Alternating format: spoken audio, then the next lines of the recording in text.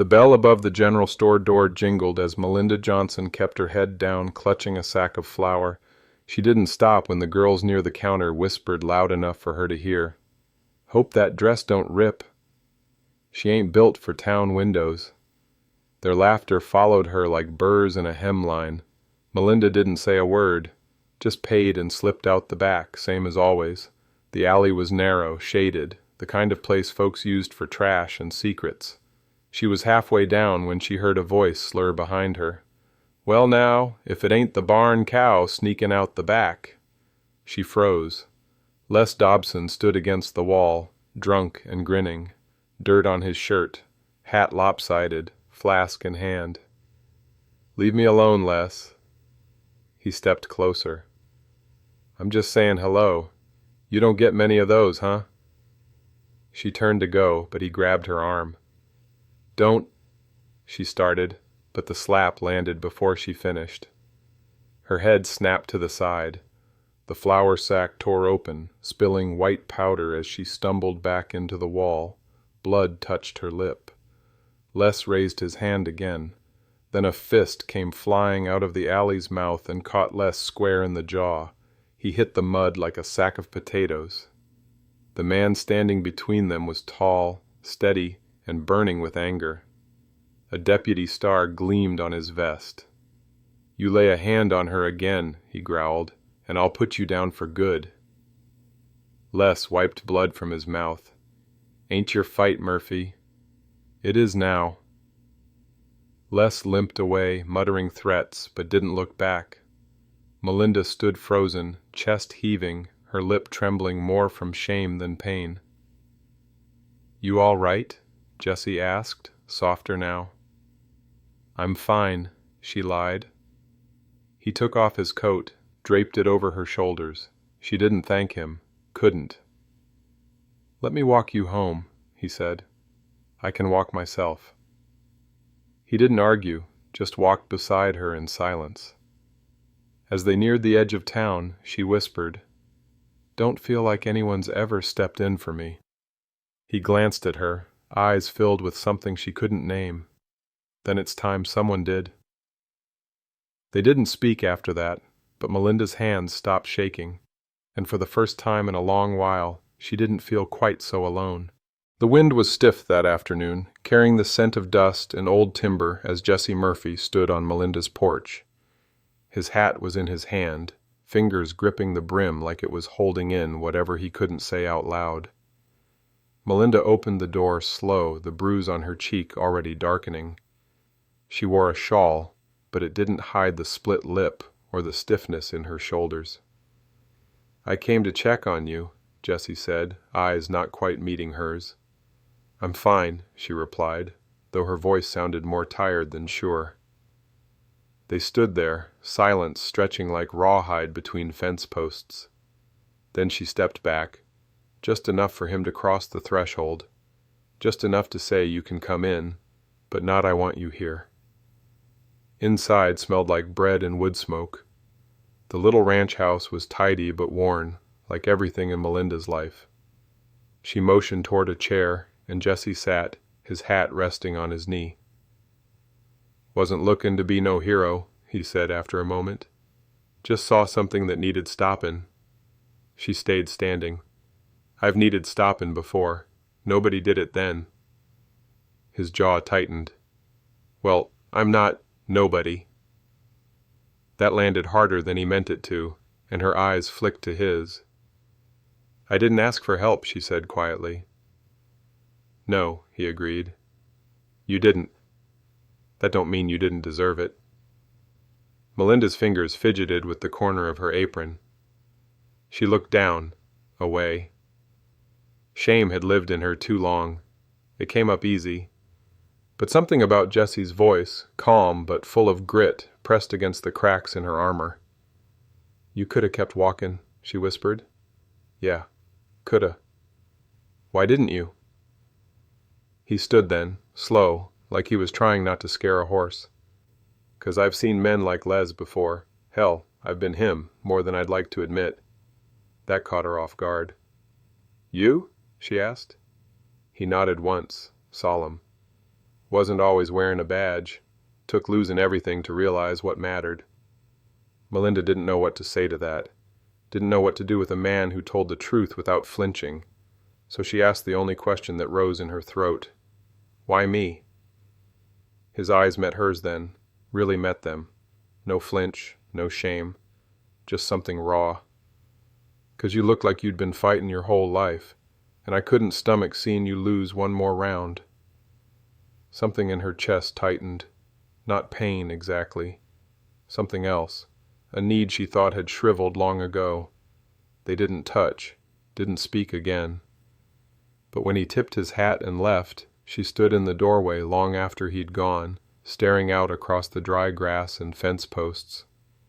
And for the first time in years, she wondered what it'd feel like to be wanted, not for pity or lust, but for who she really was. The wind shifted the next morning, hot and restless, stirring dust devils along the edge of the Johnson ranch.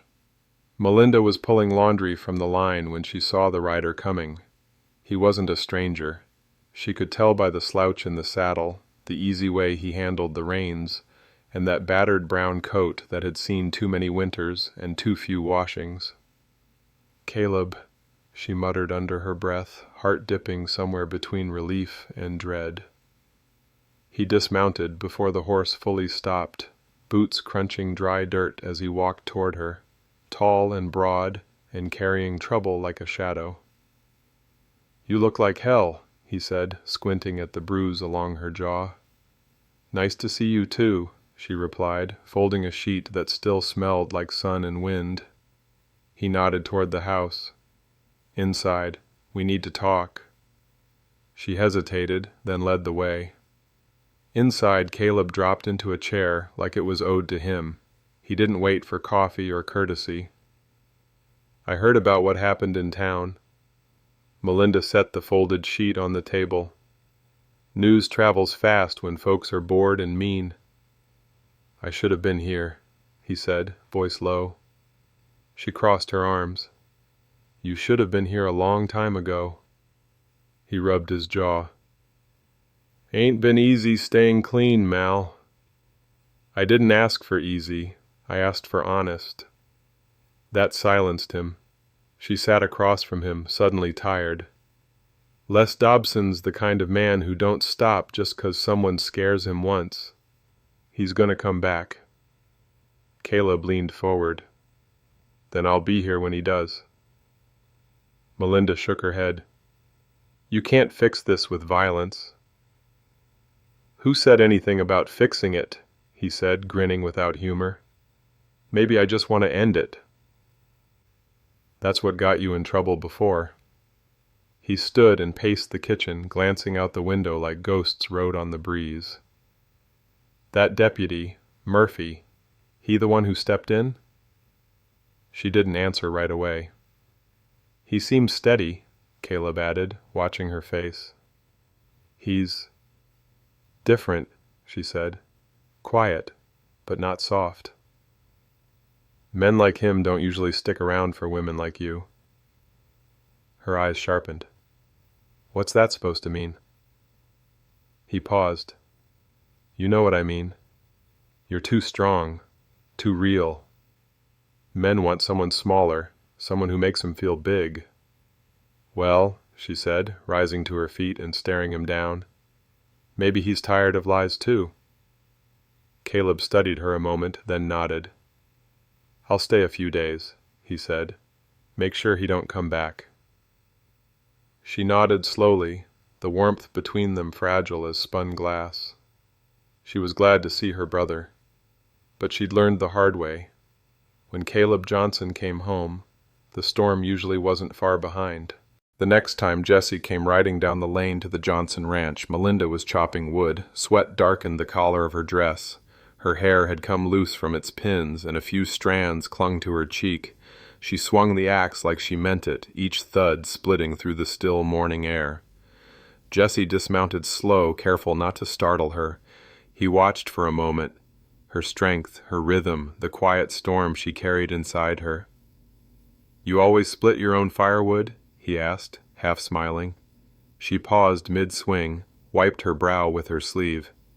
"The wood don't split itself. I could have helped. You weren't asked. That made him grin. Fair enough. She didn't smile back, but her eyes softened. You here for any reason or just enjoy watching me work? He took a few steps closer, hand on his belt. Wanted to check in, make sure you're all right. I'm not made of glass, deputy. I know, he said, quieter now. But even iron rusts when it's left out in the weather too long. She blinked, not expecting that kind of poetry from a man who wore dust like a second skin. He cleared his throat. Truth is, Les Dobson don't forget a beating. He's meaner sober than he is drunk. I figure he'll be back. She looked down at the axe in her hands. Then I'll be ready. Jessie stepped closer, gently reached out and took the axe from her fingers. Their hands brushed. Her pulse skipped like a pebble over water. Let me help, he said. You don't need to. I know, he said again, but I want to.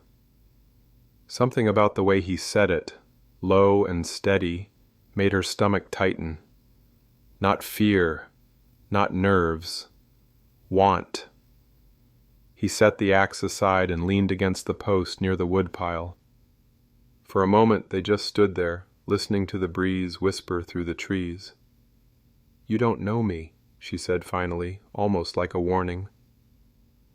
I'd like to, he replied. I've got a brother who drags trouble behind him like a busted wagon. I've seen worse. I'm not pretty, she added, voice smaller than she meant. He looked at her then, really looked. You're strong. You've got fire. You don't flinch when life swings at you. That's worth more than a painted face and a quiet voice. She didn't know what to say to that, so she didn't say anything. He pushed off the post and picked up a log from the pile. I ain't going anywhere, Melinda, he said, meeting her eyes again. Not unless you tell me to. Then he raised the axe and split the log clean in two. She watched him work, and something old and aching inside her stirred to life. For the first time in a long while, Melinda Johnson didn't feel like she had to fight alone. The rain came sudden and hard, drumming on the tin roof like 1,000 wild horses. Melinda had just pulled the last pie from the oven when the wind slammed the shutters open and Jessie stumbled through the front door, soaked to the bone. Storm's rollin' in heavy, he said, shaking off his hat and shutting the door behind him.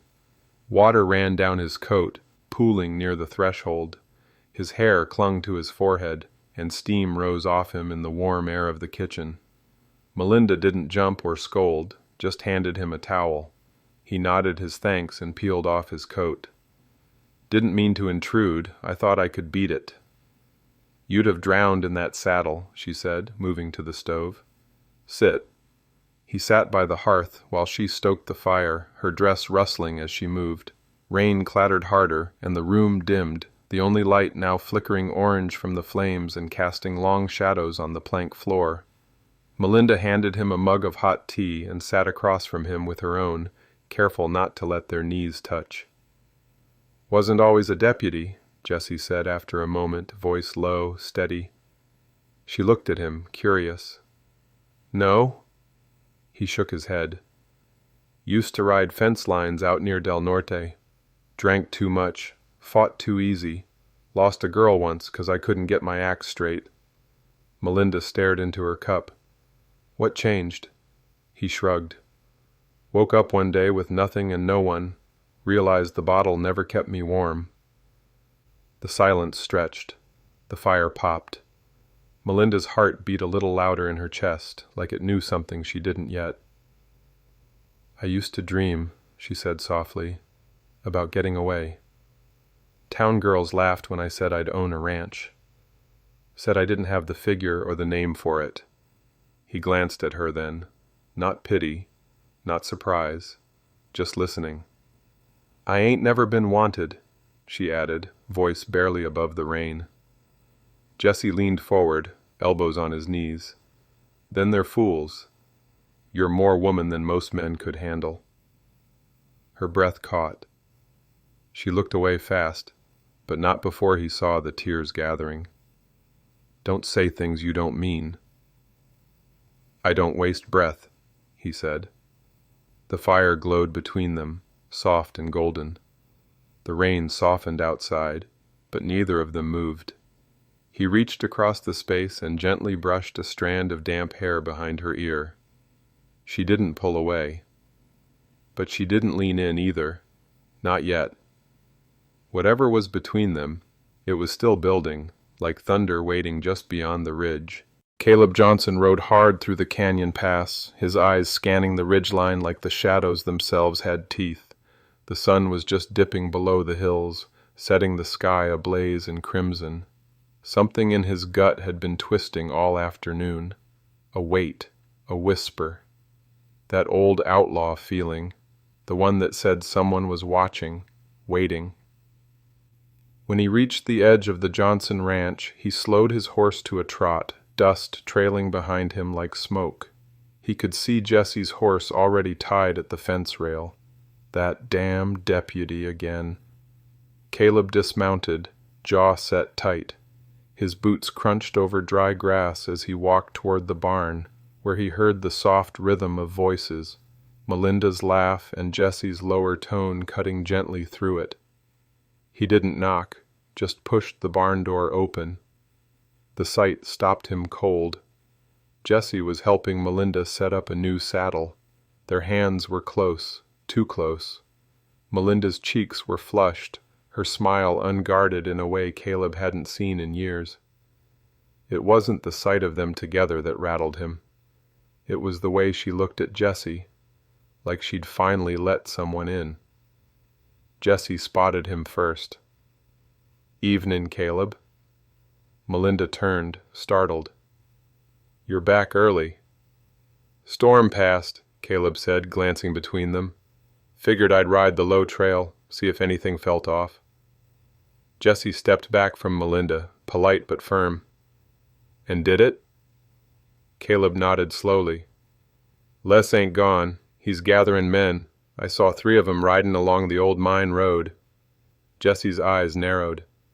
"He's not just stewing, he's building." Caleb leaned against the stall door, folding his arms. "That's what I said." Melinda stepped between them, her voice firm. "So what do we do?" "We stay put," Caleb said. "Keep our heads low and doors locked." Jesse disagreed immediately. "We need to take this to the sheriff." Caleb scoffed. "Your sheriff's slow as molasses and twice as blind. By the time he gets off his porch, we'll be 6 feet under." Jesse stepped closer, their shoulders nearly touching. "You got a better idea?" "Yeah," Caleb said coolly. "I know how these men think. I used to ride with them." The words hung in the air like a drawn pistol. Melinda looked at her brother, her throat tightening. Jesse stared at him with a different kind of gaze now, less deputy, more wolf sniffing out a lie. "You gonna tell me what else you're not saying, Caleb?" Jesse asked. "I'm saying what matters," Caleb shot back. "You want this place safe? You listen to me." Melinda moved between them again, pushing against the tension. "Stop it. Both of you." The barn went quiet except for the shuffle of a horse and the creak of the wind outside. Jesse backed off first, turning toward the door. "Keep your eyes open. I'll be back tomorrow." He tipped his hat to Melinda but didn't look at Caleb. Once he was gone, Caleb exhaled. "He don't trust me." Melinda stared after Jesse's shadow. "Neither do I," she whispered. The saloon doors creaked like a dying man's lungs when Les Dobson pushed them open. Afternoon light spilled in behind him, lighting up the dust in the air. The room went quiet, not out of respect, but out of calculation. Les wasn't a man folks wanted to make eye contact with. Not after what he'd done, not after the beating he'd taken. His lip was still cracked. One of his front teeth was gone. But it wasn't the busted mouth that made people nervous. It was the look in his eyes. Something behind them had turned meaner. Les walked slow, a half limp in his left leg. He passed the card tables without a glance, eyes locked on the bar. He rapped his knuckles once and pointed to a bottle without saying a word. The barkeep poured, hands twitchy. Les downed the shot, then turned to face the room. "Well," he drawled, "seems this town forgot who the hell I am." Nobody answered. "You'd think taking a beatin' would humble a man," he continued, running a finger along his split lip. "But all it did was remind me. I ain't finished here." A man in the corner spoke, not loud, not soft. "Heard the deputy did you real good." Les turned slow. The man was young, a ranch hand probably, still wet behind the ears. Les smiled without warmth. "Heard wrong. I wasn't ready." He stepped toward the man. "But I'm ready now." The room tensed. The ranch hand stood, chair scraping wood. Les didn't draw, didn't swing. He just laughed. "Relax, boy. Not here to start trouble." He looked around. "I'm here to finish it." He turned and walked back to the bar where 3 men were waiting, Dusty, Granger, and Felix. All of them had ridden with Les back in the rougher years. All of them had been kicked out of towns that looked too much like Jessup. Les dropped a map on the bar and tapped it. "We're setting up along the old creek trail, North Bluff, high ground. Enough cover to move in when the time's right." Dusty leaned in. "Thought you said we were done with that Johnson girl." Les's eyes went cold. "She made me bleed. She made me beg. You think I let that slide?" He slapped the map. "She's nothing. But the man who stood in my way, that deputy, he's the one that humiliated me."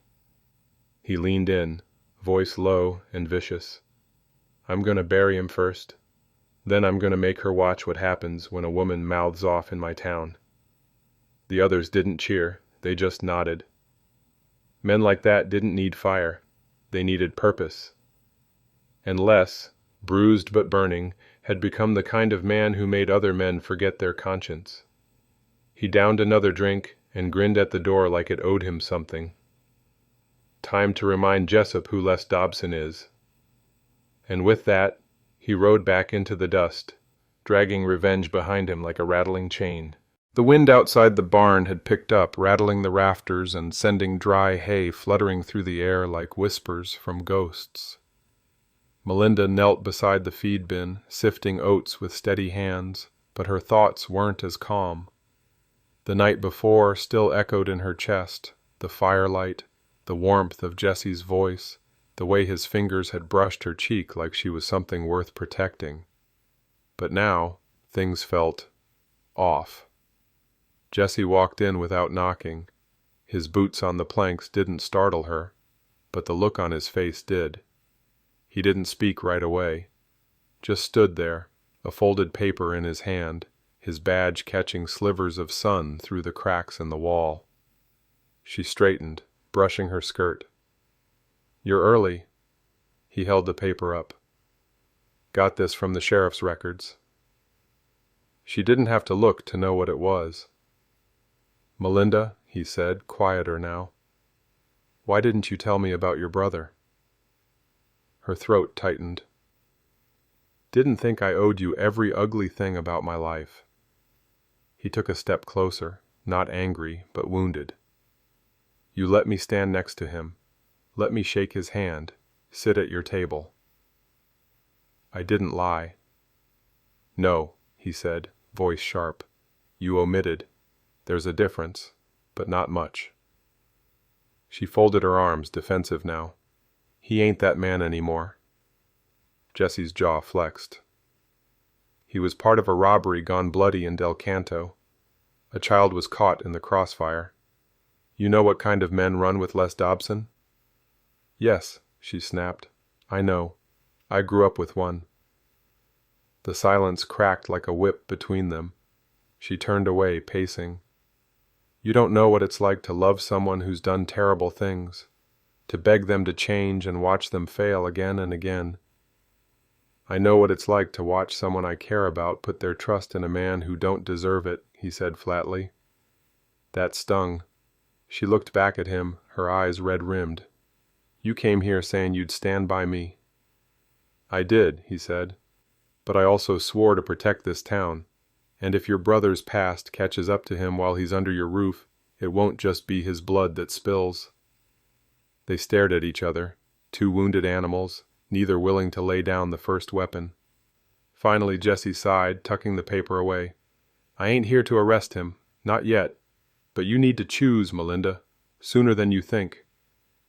Then he turned and walked out, leaving her standing in the dust and the dark, shaking, not from fear, but from the weight of a decision she'd been trying not to make.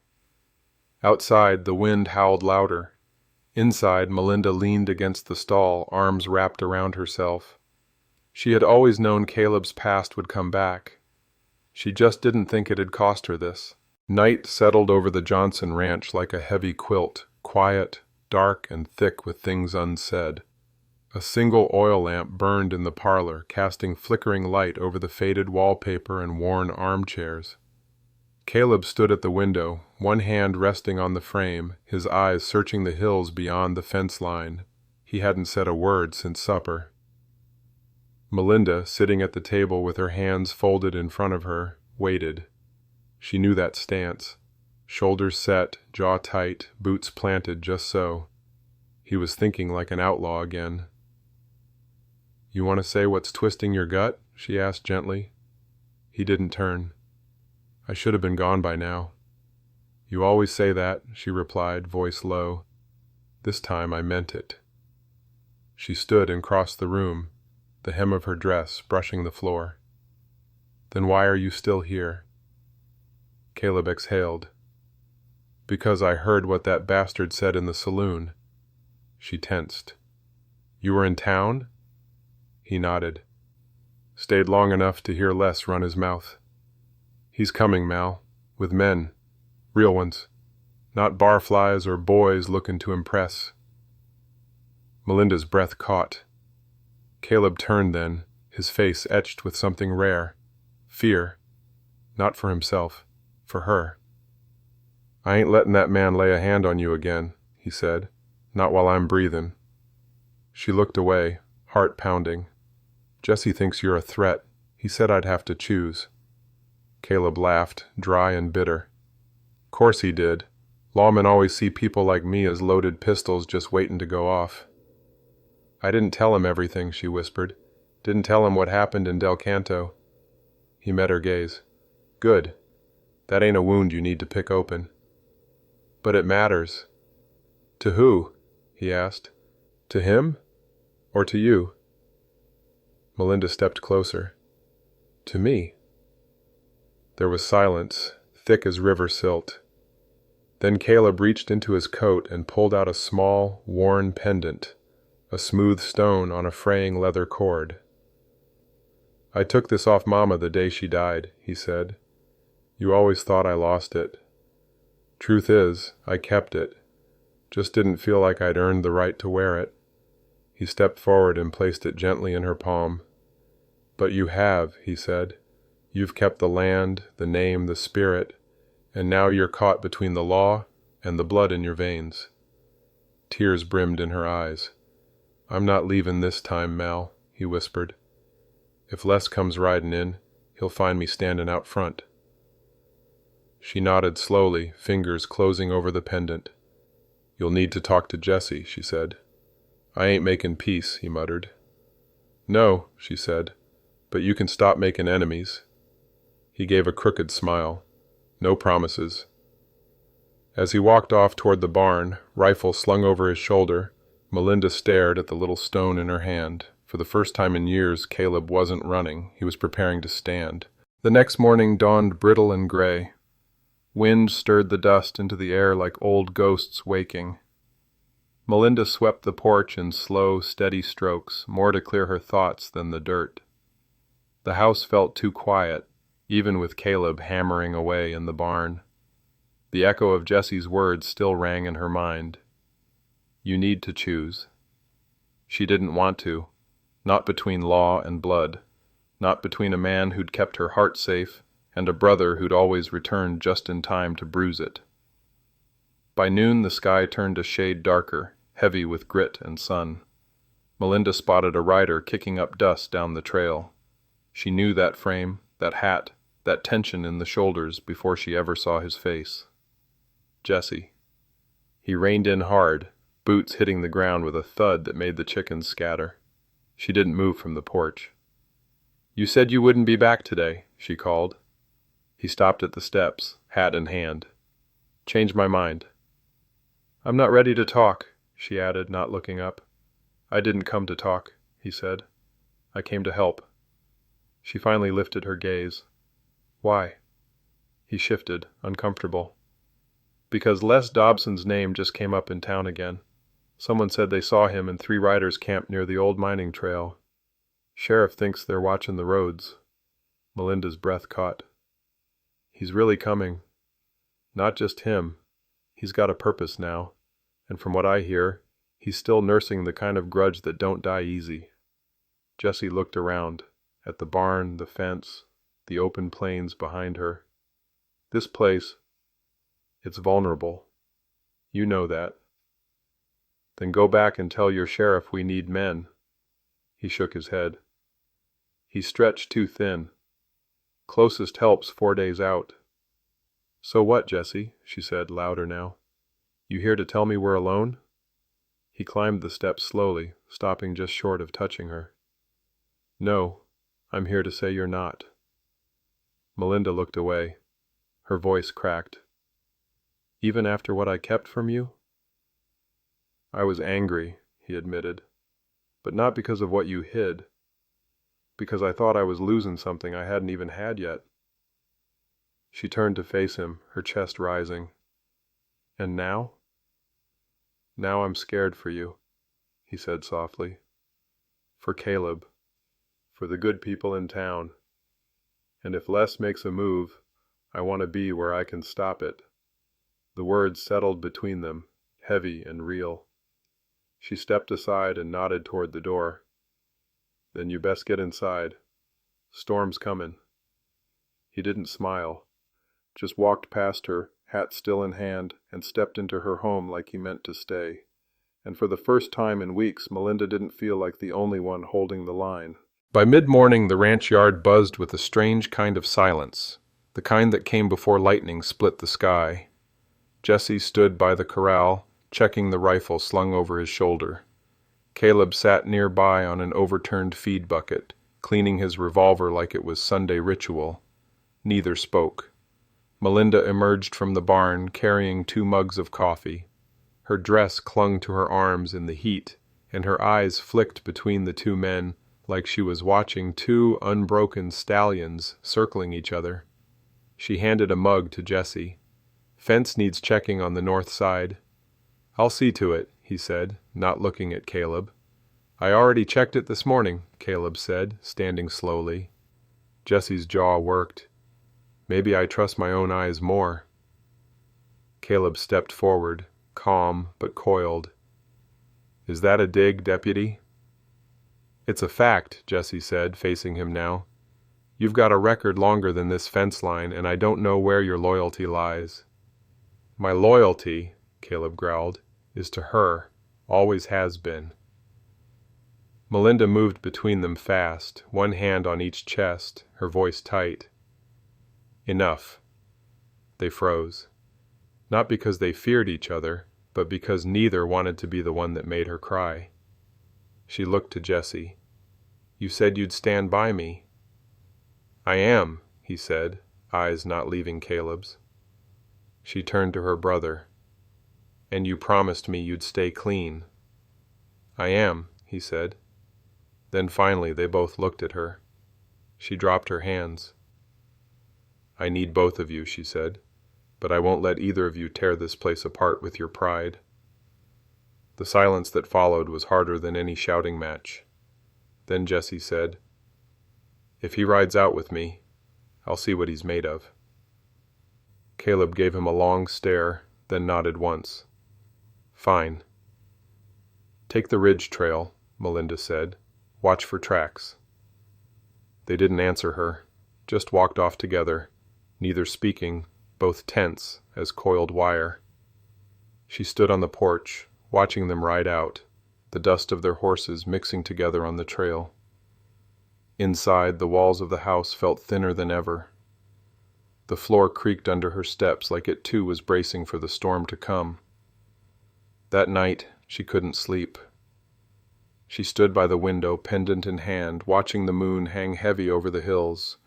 Somewhere out there rode the man she trusted with her heart and the brother she'd spent her whole life trying to save. Both of them were drawing lines in the sand, and soon someone was going to cross one. The evening wind tapped soft against the windows like a memory trying to come home. Melinda sat at the old writing desk in the corner of her bedroom, the oil lamp burning low, casting long shadows across the walls. Dust floated through the amber light, weightless but everywhere. She opened the drawer slowly, like it might bite her. Inside were scraps of paper folded neatly, bound together with a faded blue ribbon. She hadn't touched them in years, hadn't needed to. But tonight something ached in her chest that only the past could answer. She untied the ribbon and peeled back the first page.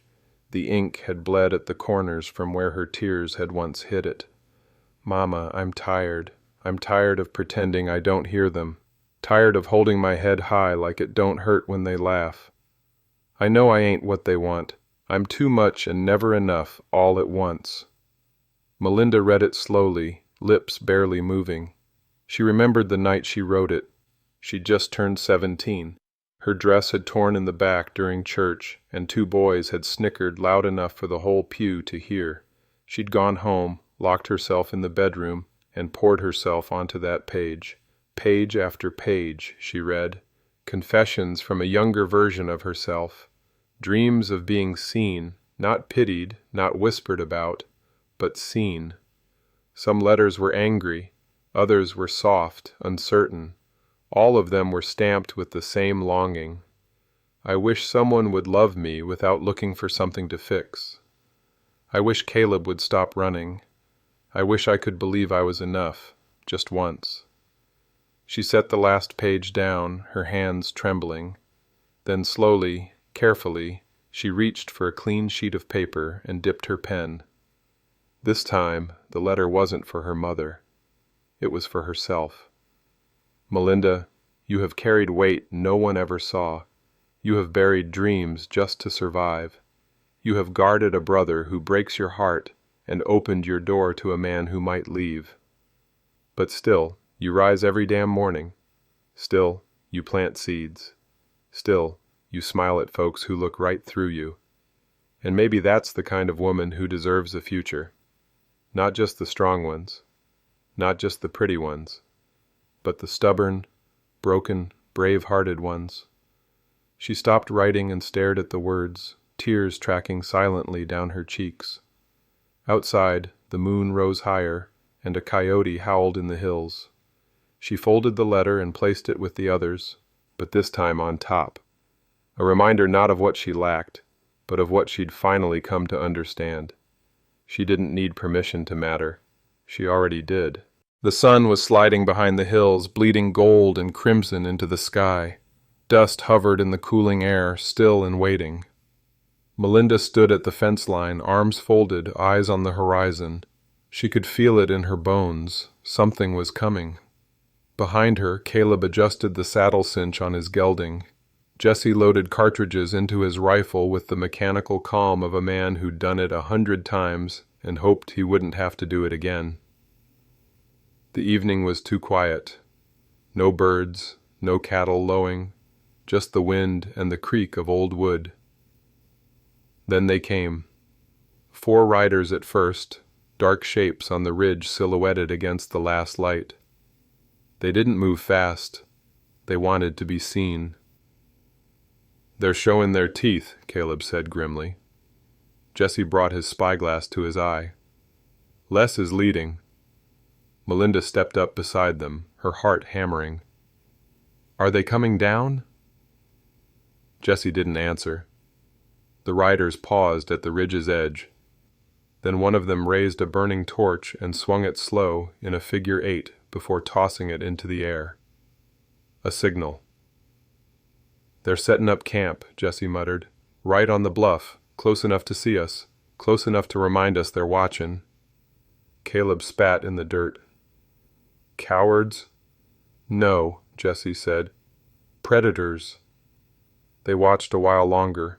The figures dismounted. One struck another fire. Another led the horses to a nearby tree line. They're settling in for the night, Caleb muttered. No, Jesse said again, voice hard. They're setting a trap. Melinda gripped the fence tighter, knuckles white. They could come any time? Jesse nodded. Tonight. Tomorrow. A week from now. That's the game. Make us jump at shadows until we wear down. What do we do? She asked. He turned to her, his expression unreadable. We fortify the ranch, we get the hands ready, and we don't sleep alone. Caleb raised a brow. That an order, deputy? It's a warning, Jesse replied, never taking his eyes off the ridge. That night, lanterns were trimmed low, windows shuttered, rifles laid within reach. The barn doors were reinforced, and the horses brought in close. Jesse took first watch, pacing the porch with his hat low and rifle in hand. Melinda lay awake in bed, the pendant from Caleb still around her neck. She stared at the ceiling, the distant smell of oil and gunmetal drifting through the floorboards. Outside, the campfire on the ridge flickered like a red eye in the dark. They weren't just being hunted, they were being studied. And Melinda knew deep in her soul, this was just the beginning. The moon hung low and red like a warning. Inside the Johnson ranch house, the lamps burned low and the boards creaked with every step. Melinda sat at the kitchen table, her fingers wrapped around a cup gone cold. Jesse stood near the window, eyes on the dark horizon, rifle resting against the wall. Caleb hadn't come in yet. Jesse checked the clock on the mantel again. Midnight. He should have been back by now, Jesse muttered. Melinda didn't look up.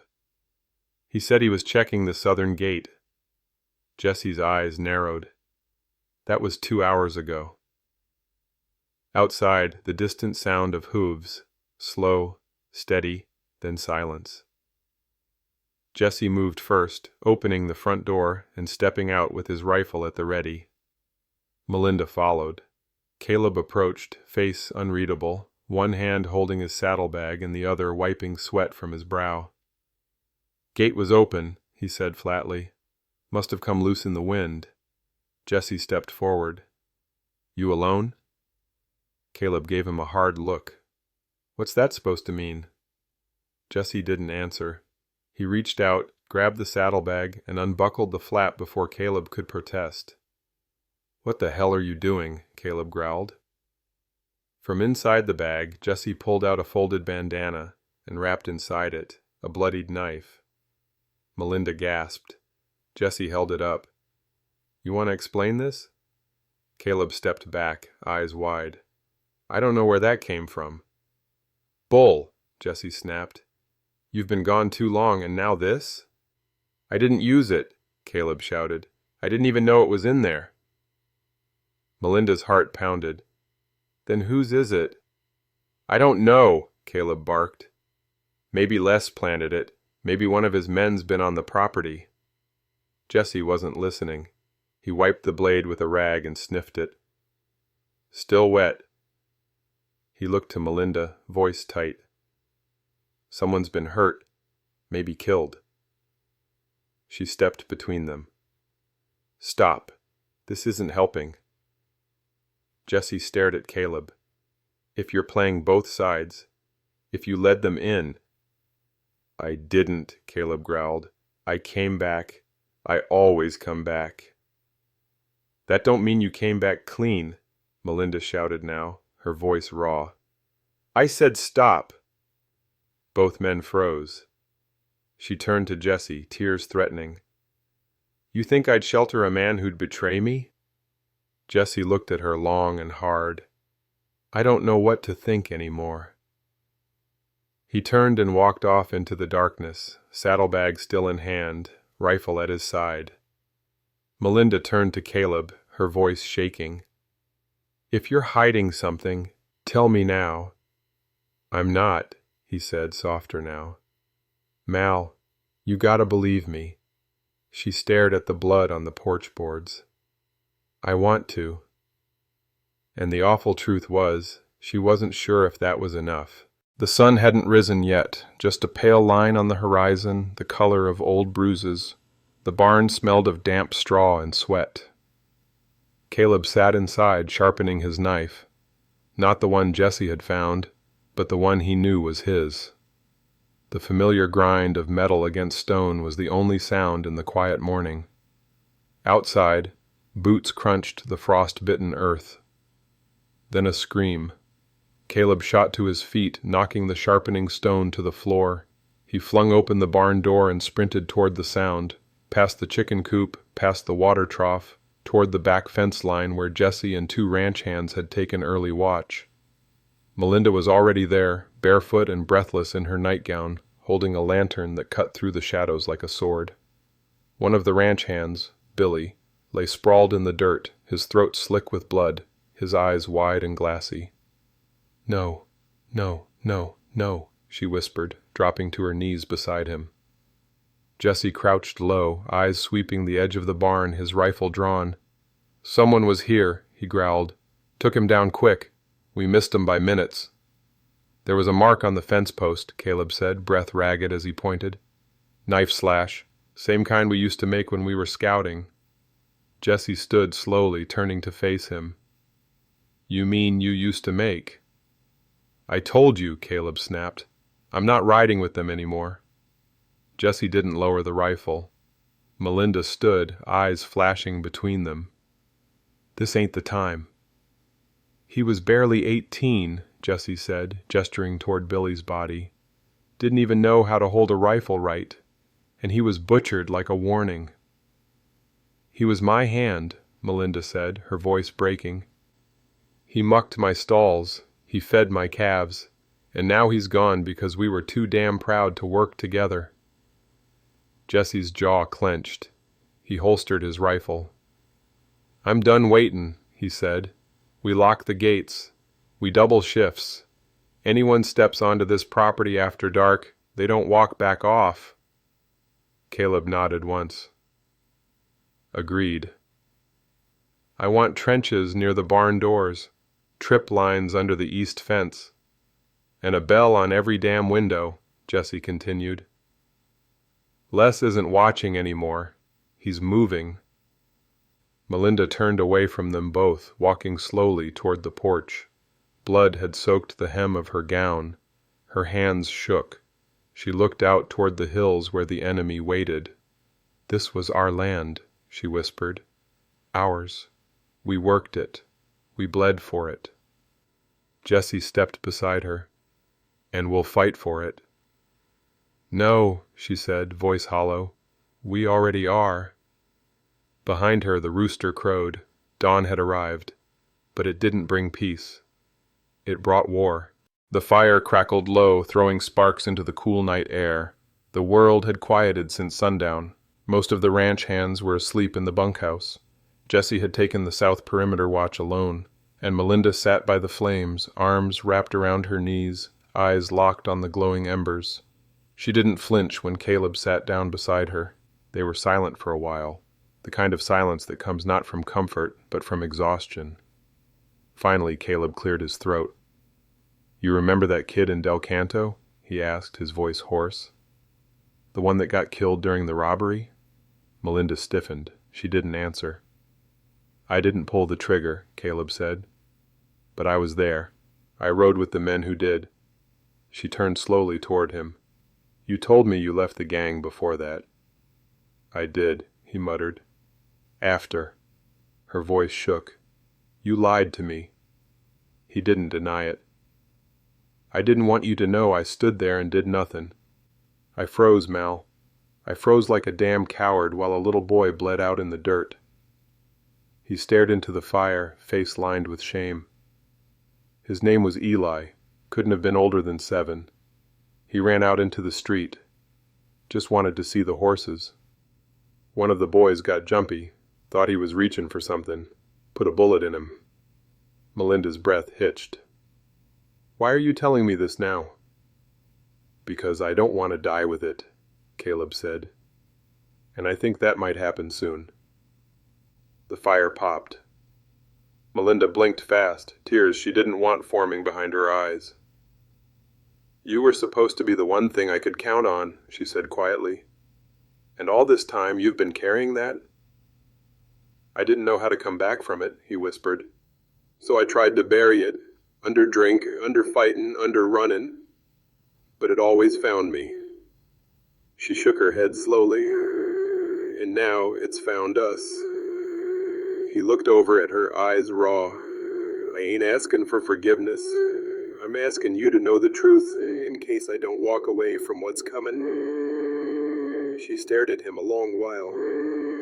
"You chose to stay," she said.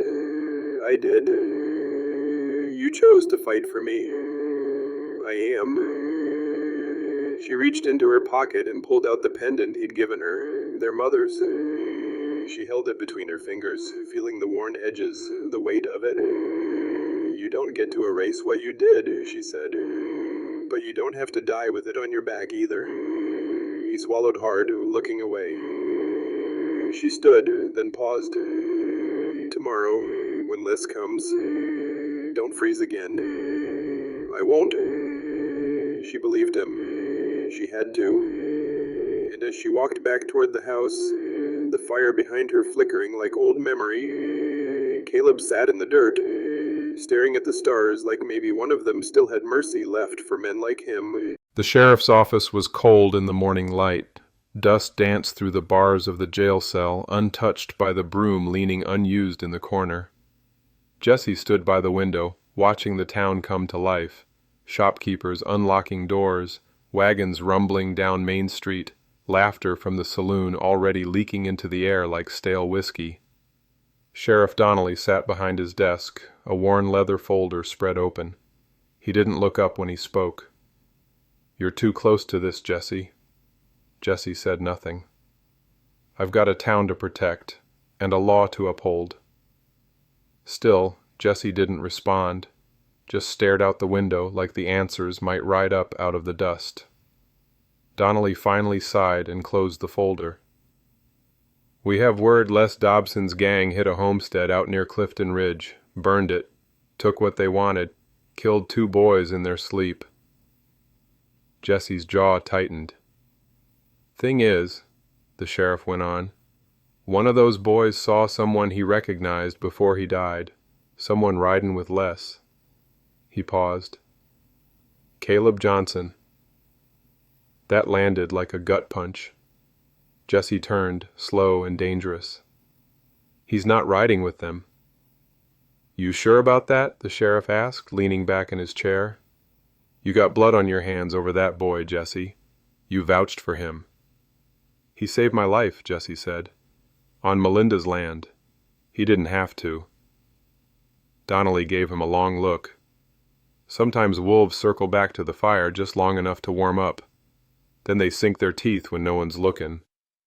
Jesse's hand dropped to his belt, thumb grazing the edge of his badge. "You want me to bring him in?" "I want you to arrest him, officially. No more excuses. If he's clean, he walks. If not—" Jesse stared at the badge. It felt heavier than ever before. He could feel the heat of the fire from the night before, hear Melinda's voice trembling beside it, see the fear she tried to bury every time she looked out toward the hills. And he could feel what it would do to her if he put her brother in chains. "Don't make me pick between the law and a woman who's done nothing but survive," Jesse said, voice quiet and tight. "You already did," Donnelly replied. "The minute you let your heart start making choices for you." The sheriff stood and held out the folder. Jesse didn't take it. Instead, he unpinned his badge and set it gently on the desk. Donnelly stared at it, then at him. "You sure about this?"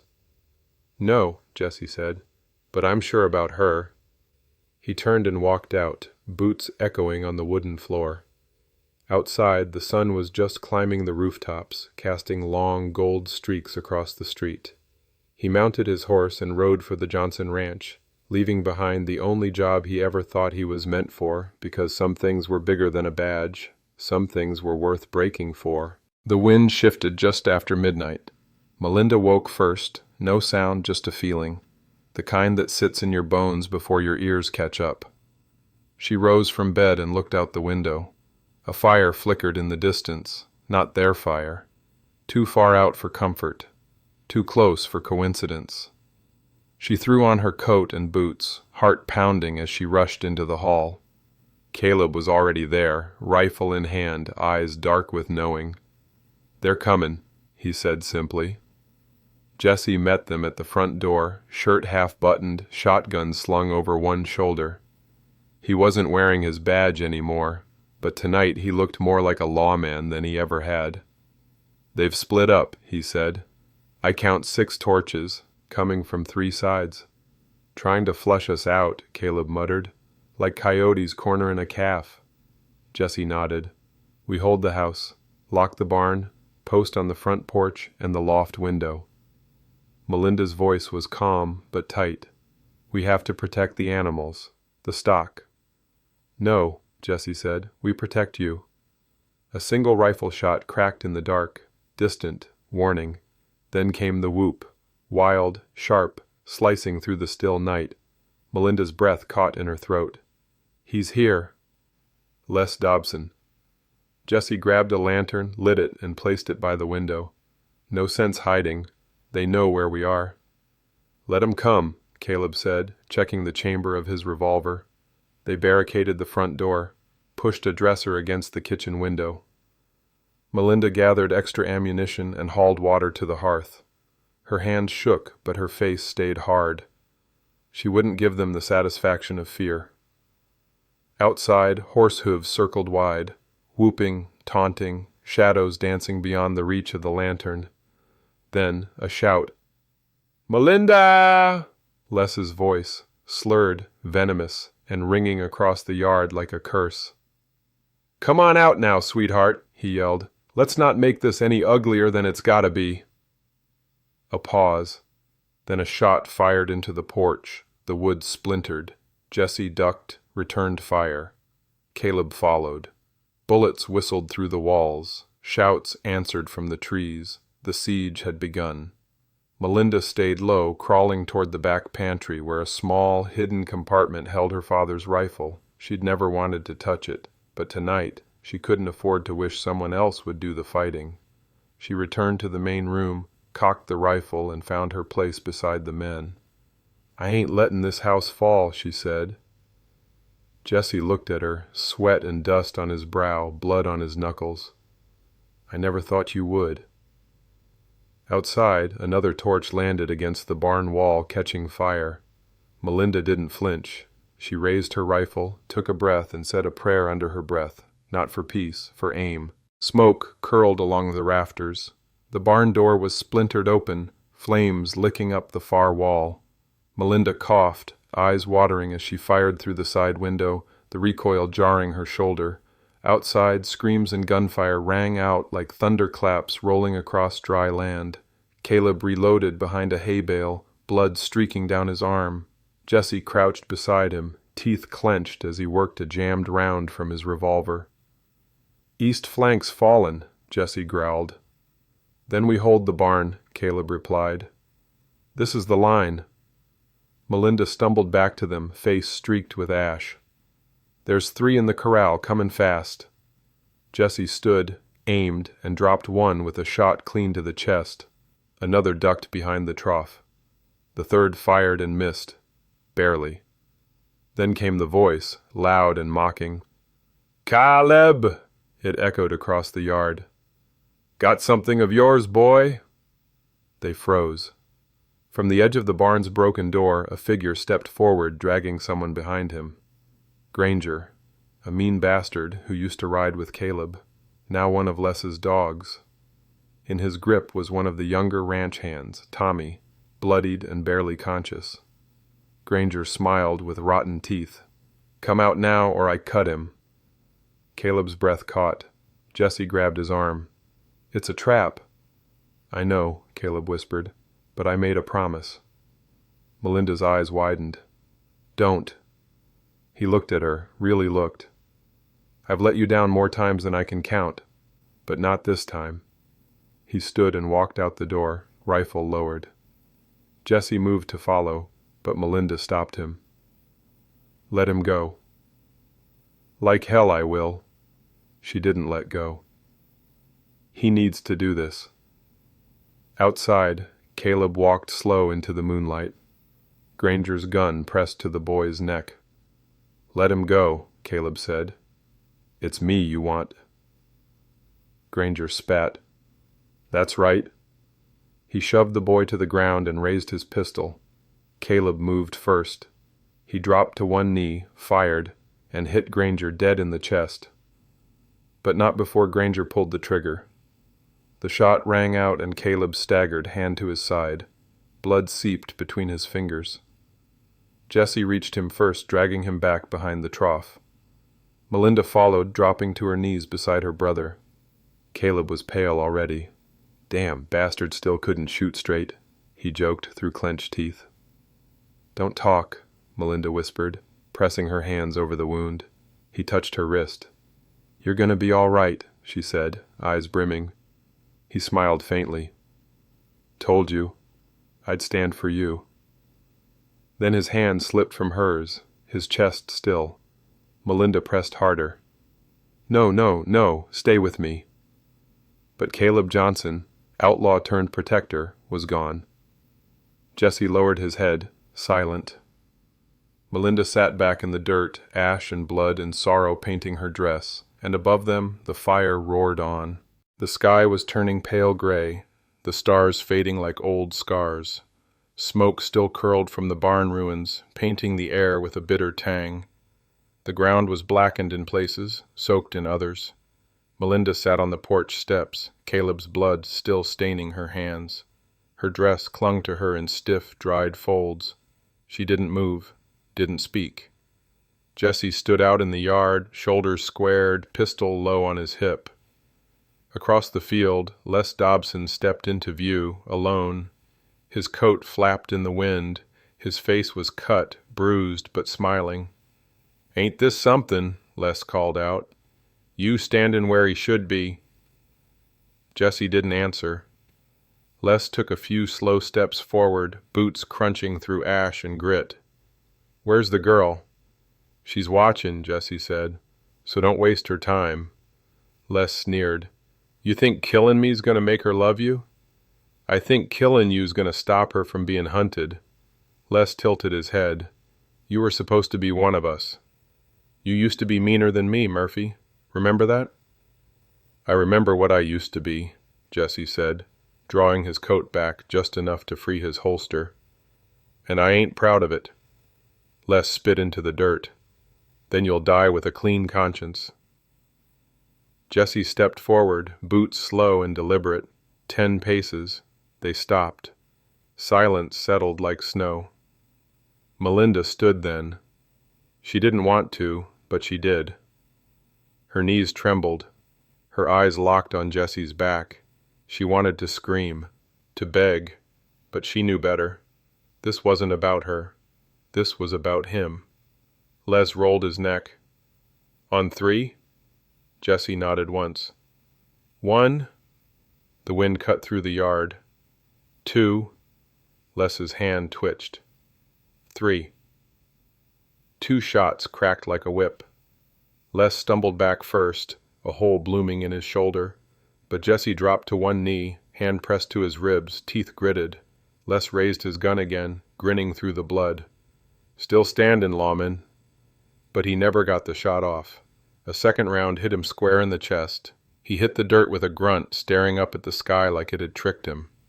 Jesse stood slowly, blood seeping between his fingers. He limped toward Les, boots dragging until he towered over him. Les coughed, blood on his lips.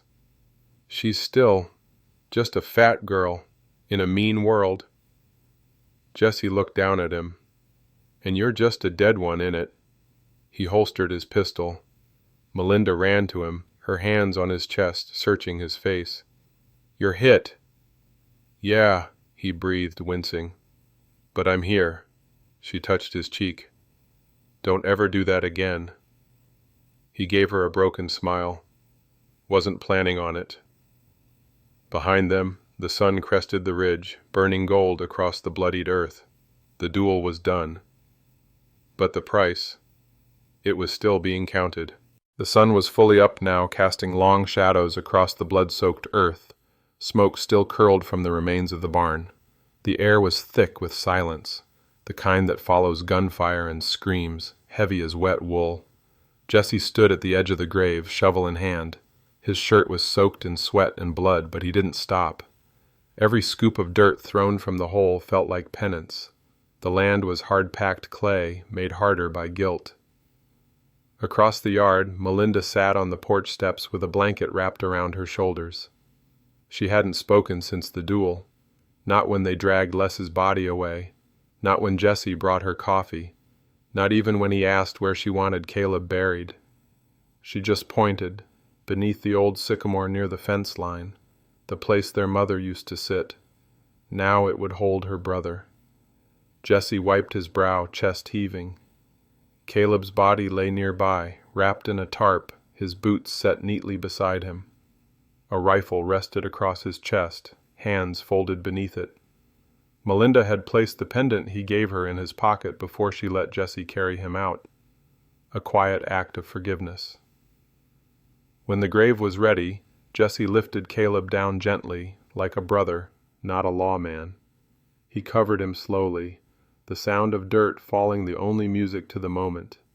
By the time he finished, his shoulders were shaking. Melinda finally stood and walked toward him, her boots dragging through the dust. She stopped beside the grave, staring down. Jesse turned to her, voice rough. "I didn't know where to start, so I just dug." She nodded. "He saved my life," Jesse added quietly. "He saved mine 100 times over," she replied, her voice low, "even when he failed me." They stood together, the wind tugging at their clothes. Jesse removed his hat. "You want to say anything?" Melinda's lip trembled. She looked at the grave, eyes wet. "Caleb Johnson was a sinner," she said, loud enough for the wind to carry. "A liar, a fool, and the only man I ever knew who never stopped trying to be better, even when no one believed he could." She paused, swallowed hard. "He died with honor, and I reckon that's more than most men get." Jesse placed the hat over his heart. A hawk cried high overhead, circling once before gliding east. After a long silence, Jesse turned to her. "There's going to be questions from town. Sheriff will come out." Melinda didn't flinch. "Let him." "You want me to stay?" She looked at him. Not the deputy, not the gunman, just the man. And for the first time since the smoke cleared, she nodded. "I don't want to bury anyone else alone." He reached out and took her hand. They stood there beside the grave, two battered souls bound by loss, linked not by blood, but by the high cost of doing what was right. The afternoon sun slanted across the bunkhouse floor in warm streaks, catching dust in the air like flecks of gold. Jesse sat on the edge of the cot where Caleb had slept, his elbows on his knees, hat in his hands, heart a storm. He hadn't come in here since the night before the siege, hadn't wanted to. The room still smelled like sweat and saddle leather. Caleb's coat hung from the peg by the door. His boots sat neatly under the bunk, scuffed but aligned, like he'd planned to wear them again. Jesse reached for the saddlebag on the floor, intent on gathering the few things Melinda might want saved. Instead, he found an envelope tucked beneath a worn shirt. It was folded tight, sealed with wax. Jesse turned it over once, then again. On the front, in Caleb's slanted scrawl, it read, "For Jesse Murphy, if I don't make it." He swallowed hard and broke the seal. "Jesse, I figure if you're reading this, I ain't breathing no more. First off, don't feel bad about it. I had it coming. We both know I should have been dead 10 times over. But here's what I need you to know. Melinda ain't just strong. She's got the kind of backbone this world don't reward much. She don't need saving, but she sure as hell deserves someone who'll fight beside her. Not in front, not behind. Beside. You hear me? You got scars. I can see 'em. Same as mine. Difference is, You got a choice in what kind of man you are next. Don't waste it. Don't turn back. And don't you dare walk away from her just 'cause life tried to break you. Tell her I went down standin'. I want her to remember me like that. Not as the boy who ran or the man who lied. Just the brother who finally did one thing right. And if you stay, if you earn her, then you've already done more for her than I ever could. Keep your boots steady, Deputy. Caleb Johnson. Jesse folded the letter slowly, his throat tight. He sat in silence for a long while. Then, without a word, he placed the letter inside his vest pocket. He stood, picked up Caleb's boots, and carried them outside. Melinda was on the porch, watching the horizon. Her dress swayed in the breeze. Her eyes were tired, but clear. Jesse walked up and set the boots beside her chair. He left a letter, he said. She didn't ask what it said. She didn't have to. After a long pause, she looked at him. You stayin'? He nodded. If you'll have me. I don't need a hero, she said. Good, he replied. I'm just a man, but I ain't going anywhere. She reached out and took his hand, lacing her fingers with his. And for the first time in years, they both felt something steady beneath them. Not just land, but peace. The first real morning without fear broke over the ridge like a promise. The wind was soft, the earth still damp from the night's dew. And for the first time in what felt like years, no smoke curled from the horizon. No thunder of hooves, no blood in the dirt. Melinda stood at the fence line, her fingers gently brushing the top rail. She wore a simple blue dress today, one her mother had sewn years ago, but she'd never had the courage to wear. It didn't hide her curves. It didn't apologize for them either. She didn't need to. Beyond the paddock, Jesse was saddling his horse. He worked quiet, calm, his hands moving with the kind of care reserved for men who'd seen too much and were finally trying to go slow. Melinda watched him in silence, unsure if he was leaving or staying. She hadn't asked. And he hadn't said. That uncertainty settled in her chest like a weight, but not one she was ready to break over. Not this time. Jesse finished the straps, checked the stirrups, then turned. Their eyes met. He didn't smile, didn't speak. He just walked toward her with purpose, every step echoing across the dirt yard like punctuation. He stopped at the fence, rested his hands on the rail beside hers. I thought maybe I'd ride out this morning, he said. Her chest tightened. Figured as much. But not away, he added, voice low. She looked at him. He nodded toward the road that led out across the hills. Thought I'd head into town. Put in a claim for lumber. Gonna need to rebuild the barn. Her eyes widened. You're staying? Only if there's room. Her breath caught. Always was. He gave the faintest smile. Then I'll stay. Melinda blinked fast, turning her gaze back toward the open field. You don't owe me anything, Jesse. I ain't staying out of guilt, he said. I'm staying 'cause I want a life that don't come with a badge or a bottle. I want something real. She looked at him. You sure it's me you want? This place? He nodded once. I've never been more sure of anything. They stood there, quiet again, just listening to the breeze rustle the prairie grass and the creak of the old windmill spinning slow and steady. Jesse reached over and took her hand. Ride with me? Melinda smiled softly. Where? He shrugged. Doesn't matter, long as you're beside me. She squeezed his hand. Then saddle a second horse. Jesse walked back to the corral, and she turned toward the house to grab her shawl. The morning sun warmed her back, and for the first time in a long time, it didn't feel like a spotlight. It felt like a beginning. Summer settled heavy across the land. The fields, once scarred and trampled, now shimmered gold under the mid-morning sun. Fence lines had been repaired, the barn was halfway rebuilt, and the silence around the Johnson ranch no longer felt like a warning. It felt like peace. Jesse stood beside the new gatepost, a branding iron in one hand, the other resting on the crossbeam. Melinda stood across from him, her dress smudged with dirt and ash, sleeves rolled to her elbows. He glanced at her. "You ready?" She nodded. "Do it." Jesse turned and pressed the iron into the fresh wood. The hiss was soft, almost respectful. When he stepped back, the mark sizzled bold and clear.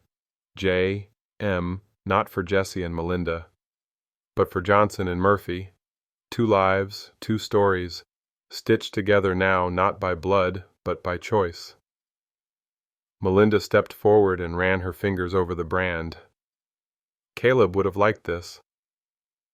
"He's still here," Jesse said. She looked at him. "You think so?" He nodded. "In the way you fight, in the way this land breathes, and in every hard thing we came through that didn't break us." She smiled, small and real. "I used to think love meant being chosen once." He raised an eyebrow. "And now?" "Now I think it's choosing each other every day, even when it's hard, especially when it's hard."